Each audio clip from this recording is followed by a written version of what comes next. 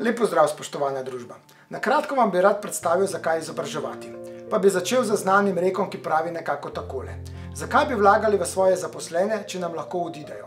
Pa postavljam kontra vprašanje. Kaj pa, če v njih ne vlagamo in nam ostanejo? Slovenija je pred velikimi spremembami. Živimo in delamo v 4. industrijski revoluciji, na kateri pravijo, da celo v 5.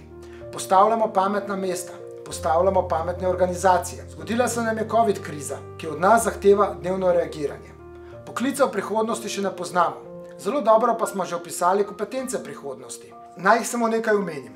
Kritično in ustvarjalno razmišljanje, socialna kompetenca, etično odločanje, organizacijske sposobnosti. Se pravi, premakniti se moramo iz družbe znanja k učeči se družbi. Ali pa, če to preslikamo na organizacijo, iz organizacije znanja k učeči se organizaciji. Se še vedno sprašujemo, ali je potrebno vpeljati kulturo vseživljenjskega izobraževanja? Če ja, samo še eno dejstvo. Po raziskavi PwC je kar 79% direktorjev povedalo, da bo pomanjkanje kompetenc pri svojih zaposlenih preprečilo rast podjetja.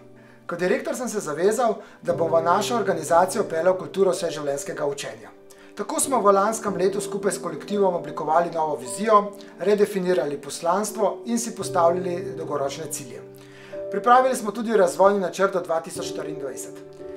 Mestna občina Ljubljana nas spodbuja, da pogledamo dlje, da si naredimo vizijo do leta 2045. Strateški dokumenti države pa govorijo o viziji do leta 2030. Pa da se vrnem nazaj k našem razvojnem načrtu. Zelo pomembno poglavje v razvojnem načrtu je razvoj vsakega posameznika. Vsakemu posamezniku želimo narediti karierni načrt, ga testirati s nekimi psihološkimi orodji. Pa ne zato, da bi ta orodja uporabili proti njemu, ampak da bi se dejansko bolje razumeli in da bi izhajali iz tega, kaj ima posameznik rad, kaj ga motivira, kaj so njegovi interesi. V nadaljevanju bi radi popisali tudi popis odgovornosti, da se premaknemo iz tiste stare sistemizacije, ko so nekih opis del in nalog, do popisa odgovornosti. Do odgovornosti, ki bi vsak posameznik posvojil in z temi odgovornostimi tudi dnevno prihajal v službo. Veliko izzivov je pred nami.